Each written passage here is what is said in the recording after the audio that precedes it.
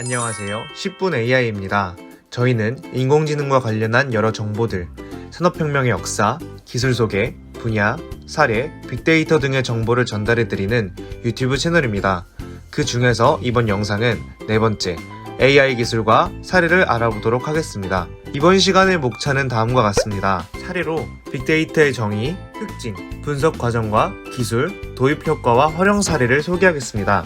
빅데이터란 기존 데이터보다 너무 방대하여 기존의 방법이나 도구로 수집, 저장, 분석 등이 어려운 정형 및 비정형 데이터들을 의미합니다. 크기, 속도, 다양성의 앞글자를 따 3V라고도 불리는 빅데이터의 특징을 살펴보면 크기는 저장되는 물리적 데이터의 양으로 빅데이터를 사용하면 저밀도 비정형 데이터를 대량으로 처리해야 합니다. 트위터 데이터 피드, 웹페이지나 모바일 앱의 클릭 스트림, 센서 지원 장비와 같이 알려지지 않은 값의 데이터가 여기에 해당될 수 있습니다. 일부 조직의 경우 데이터 양이 수십 테라바이트 또는 페타바이트가 될 수 있습니다. 속도는 데이터가 얼마나 빨리 수신되고 처리되는가를 나타냅니다. 일반적으로 데이터를 디스크에 기록하는 것보다 메모리로 직접 스트리밍할 때 속도가 가장 빠릅니다. 일부 인터넷 지원 스마트 제품은 실시간으로 작동하기 때문에 실시간 평가 및 조치가 필요합니다. 다양성은 사용 가능한 데이터의 유형수를 나타냅니다. 전통적인 데이터 유형은 정형화되어 관계형 데이터베이스에 정확했습니다. 빅데이터의 등장으로 새로운 비정형 유형의 데이터가 나타났습니다. 텍스트, 오디오 및 비디오 같은 비정형 및 반정형 데이터 유형은 의미를 도출하고 메타데이터를 지원하기 위해 추가로 전처리가 필요합니다. 이러한 세 가지 요소의 측면에서 빅데이터는 기존의 데이터베이스와 차별화됩니다. 빅데이터의 특징은 3V로 요약하는 것이 일반적이지만 최근에는 이 외에도 가치, 정확성, 가변성, 시각화 등이 제시되고 있습니다.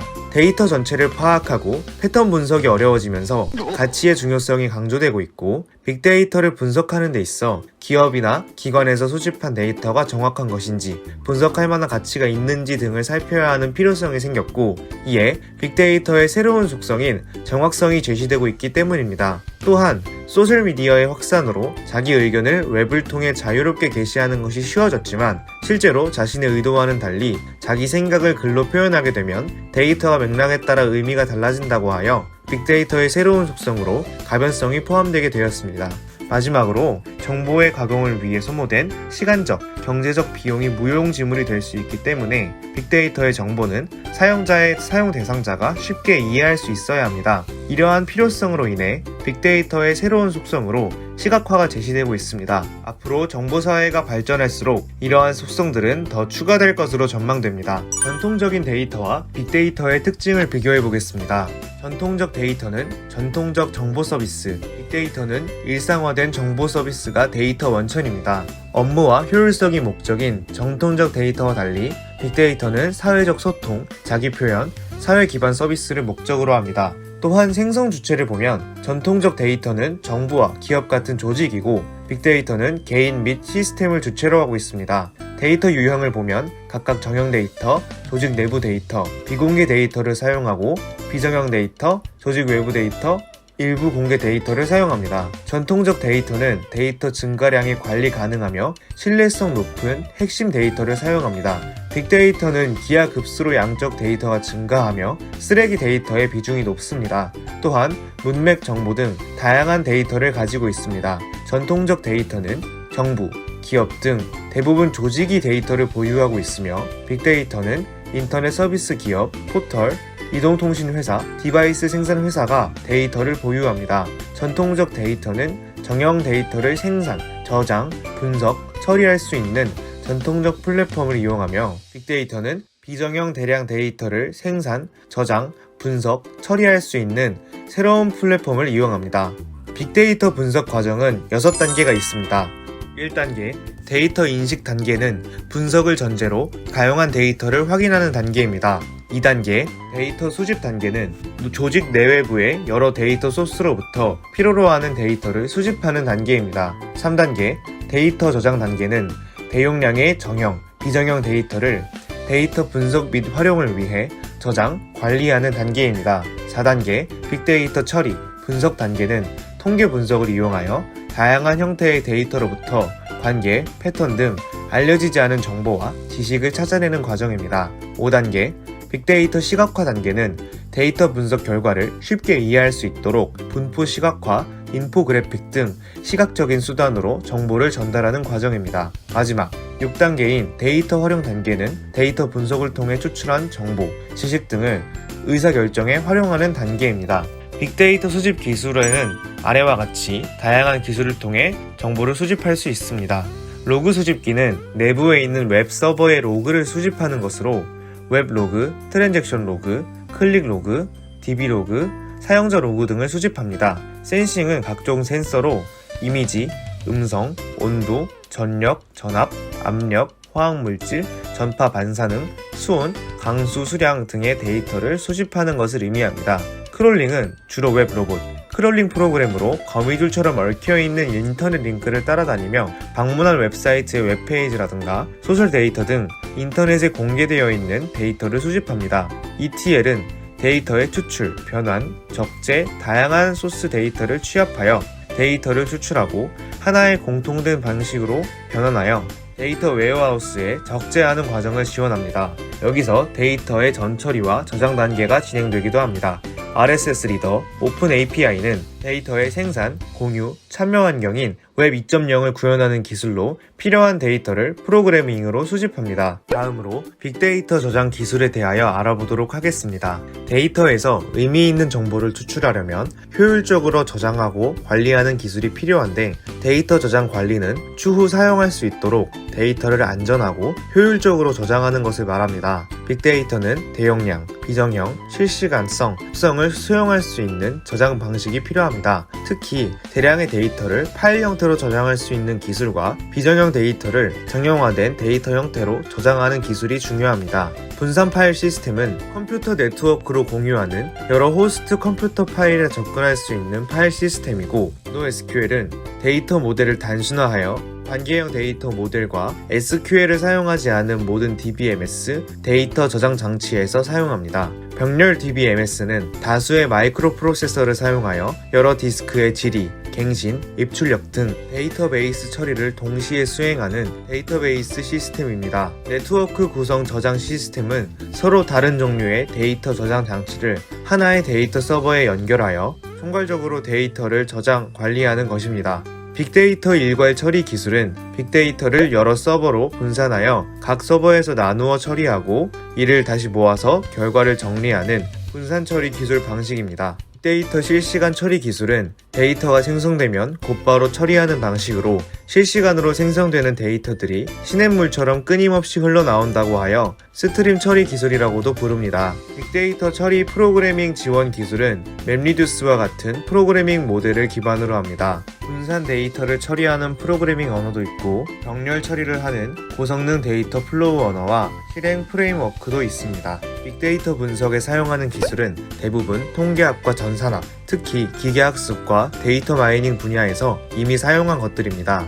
이 분석 기술들의 알고리즘을 대규모 데이터 처리에 맞게 개선하여 빅데이터 처리에 적용시키고 있는 것입니다. 아하! 텍스트 마이닝은 자연어 처리 기술을 사용해 인간의 언어로 쓰인 비정형 텍스트에서 유용한 정보를 추출합니다. 다른 데이터와의 연계성을 파악하여 분류나 군집화 등 빅데이터에서 의미 있는 정보를 발견하는 것을 말합니다. 웹 마이닝은 인터넷에서 수집한 정보를 데이터 마이닝 기법으로 분석하는 것입니다. 오피니언 마이닝은 사용자가 만든 콘텐츠에서 표현된 의견을 추출, 분류, 이해하고 자신화하는 컴퓨터 기술로 감정 상태를 식별하는 감정 분석을 사용합니다. 리얼리티 마이닝은 휴대폰 등의 기기를 사용하여 인간관계와 행동 양태를 추론하고 통화량, 통화 위치, 통화 상태, 대상, 내용 등을 분석하여 사용자의 인간관계, 행동 특성 등의 정보를 찾아냅니다. 소셜 네트워크 분석은 수학의 그래프 이론을 바탕으로 소셜 네트워크 서비스에서 소셜 네트워크 연결 구조와 강도를 분석하여 사용자의 명성 및 영향력을 측정하는 것을 말합니다. 분류는 이미 알려진 클래스로 구분되는 훈련 데이터군을 학습시켜 새로 추가되는 데이터가 속할 만한 데이터군을 찾는 지도학습 방법입니다. 군집화는 특성이 비슷한 데이터를 합쳐 군으로 분류하는 학습 방법으로 분류와 달리 훈련 데이터군을 이용하지 않기 때문에 비지도학습으로 분류됩니다. 기계학습은 인간의 학습을 모델링한 것으로 컴퓨터가 학습할 수 있도록 하는 알고리즘과 기술을 이용해서 판단할 수 있도록 훈련시키는 것으로 결정 트리 등 기호적 학습, 신경망이나 유전자 알고리즘 등 비기호적 학습, 베이지알이나 은닉 마코프 등의 확률적 학습 등 다양한 기법이 있습니다. 마지막으로 감정 분석은 문장의 의미를 파악하여 감정의 강도를 지수화하여 분석하는 것으로 기업의 신속한 대응 및 부정적인 의견의 확산을 방지하는 데 활용합니다. 수집되는 데이터의 유형에는 정형 데이터, 반정형 데이터, 비정형 데이터의 세 가지 유형이 있습니다. 정형 데이터는 미리 정해놓은 형식과 구조에 따라 고정된 필드에 저장되도록 구성된 데이터입니다. 정해진 형식과 구조를 바탕으로 쉽게 연산을 시행할 수 있고 데이터베이스에 적재된 데이터가 대표적 정형 데이터입니다. 반정형 데이터는 고정된 필드로 저장되지만 데이터의 형식과 구조가 변경될 수 있는 데이터입니다. 구조화되어 있진 않지만 파일에 포함된 구조 정보를 바탕으로 정형 데이터로 변환할 수 있습니다. 비정형 데이터는 정의된 구조가 없는 웹문서, 이메일, 소셜 데이터 등 정형화되지 않은 데이터를 의미하며 데이터 구조가 없기 때문에 전처리 과정이 필요합니다. 빅데이터를 도입하면서 발생하는 효과를 알아보겠습니다. 제품 개발자는 빅데이터 분석으로 고객 리뷰와 문화적 동향 같은 비정형 데이터를 분석하고 신속하게 대응할 수 있습니다. 그리고 전세계 설문조사에서 맥킨지는 IoT 지원 기계의 빅데이터 분석으로 설비 보수 비용이 최대 40% 감소함을 발견했습니다. 2020년 글로벌 비즈니스 리더 설문조사에서 가트너는 성장 중인 기업은 그렇지 않은 기업보다 고객 경험을 보다 적극적으로 수집하고 있음을 발견했습니다. 기업들은 빅데이터 분석으로 브랜드의 고객 경험 개인화 수준을 높일 수 있었습니다.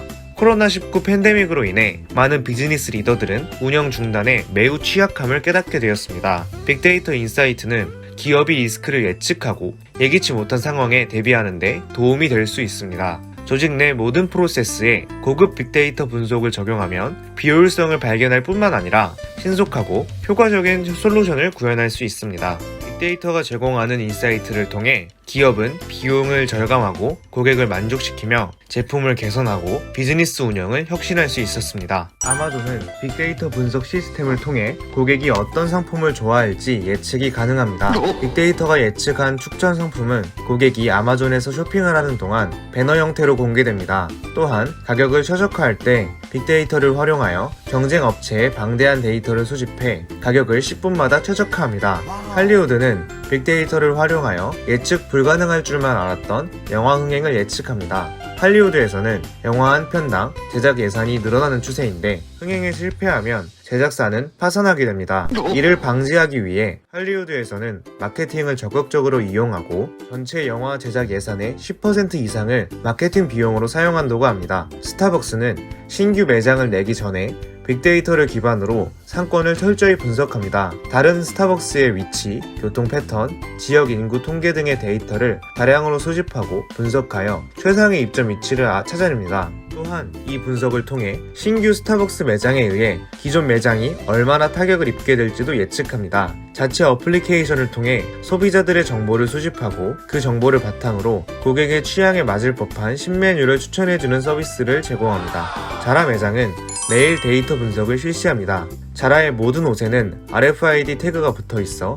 영업이 종료되면 자라 매장 직원들은 RFID 태그 데이터를 바탕으로 그날 가장 많이 팔린 옷이 무엇인지 정리합니다. 정리한 데이터는 자라 본사의 디자이너에게 전달되는데 디자이너는 많이 팔린 옷의 디자인과 원단, 무늬, 색상 등을 참고하여 잘 팔릴 것 같은 새 옷을 디자인합니다. 서울시는 늦은 밤에 이용할 대중교통에 마땅하지 않아 심야버스인 올빼미 버스를 운영하기로 결정했습니다. 서울시는 KT와 합작하여 심야버스 최적화 노선을 구축하는데 도움이 될 만한 빅데이터를 분석하였고 가장 많은 통신 데이터가 기록된 지역들을 선별하여 올빼미 버스 노선에 포함시켰습니다. 미국 보스턴에서는 파손된 도로를 파악하기 위해 직원들이 차를 타고 시 전체를 돌아다니며 점검하는 방식을 활용했는데 비효율적이고 많은 인력이 필요하며 빠른 대응이 불가능했습니다. 그래서 보스턴시는 미국의 벤처회사 에터비스타와 함께 스트리트 범프 앱을 개발함으로써 이 문제를 해결하고자 했습니다.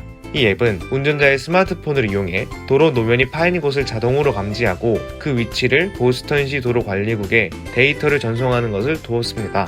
가속도계의 변화를 바탕으로 도로 파손이 감지되면 보스턴시의 데이터베이스에 저장되고 그 정보를 바탕으로 복구 계획을 세우고 실시간으로 복구 작업에 착수하였고, 이 앱을 통해서 보스턴시는 도로 파손으로 인한 비용을 획기적으로 줄일 수 있었습니다. 이로써 10분 AI의 모든 주제를 함께 알아보았습니다.